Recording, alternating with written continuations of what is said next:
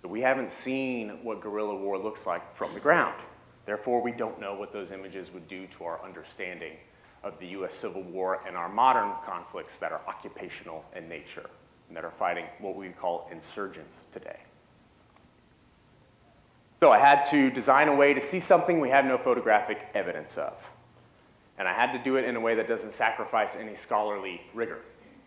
So that's what I'm going to do tonight. I'm going to show the process of how I went from research question to primary sources to writing a script, handing that script off to Anderson, collaborating with Anderson while the book went through a University Press's peer review process, which is a pain, and then how we designed the endnotes for a new book that's directed at the public instead of us academics talking to each other. So here's the creative process visualized as a whole, okay?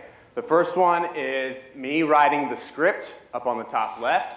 The second one is these very quick and dirty thumbnails. You can think of this as a storyboard. That's not what illustrators call it, but you can kind of think of it that way. The third one is a more sophisticated thumbnails. The fourth one is the actual artwork but done in pencil. And the fifth one is the actual artwork, but Anderson has inked over it, and then we've added in all the dialogue. By the way, Anderson is inking a portrait right now. If you sign up for the raffle, he's going to give it away at the end of the talk. So please do that. All right, so I'm going to go through these one by one. So the first thing, to produce the script. The comic industry uses 22-page chapters, so I made a piece of paper with 22 squares on it. And I had a story, I knew what was going to go in each chapter, and I had to figure out how can I tell this story in 22 pages? How can I separate this by 22? Furthermore, the book opens left and right, so I knew that this is what people would see in one page, and I kind of wanted a cliffhanger at the bottom right of every even page to keep people turning. So I figured out in my head where I was going to put stuff, and then I wrote a script to Anderson for it. So I told it, I told him, okay, on this page, this is what's happening, this is the dialogue. You'll notice all these quotes in here, quotes in what I'm doing. I'm giving him primary sources. He is doing this from the archival record, and all the dialogue was primary sources. We didn't make up any dialogue. There's nothing made up here. Furthermore, I had to tell him what everything looked like so it could be historically accurate. So this script was loaded with footnotes, and every footnote referenced some image. So just in here, I had what historical actors looked like. I had what the landscape looked like.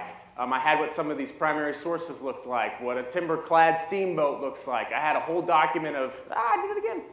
I had a whole document of weapons and uniforms and ephemera. So I'm constantly referencing things to him to make sure they're done right. I also have just ideas in my head of what I want something to look at from pop culture, and I'm giving him those, and we're talking about those.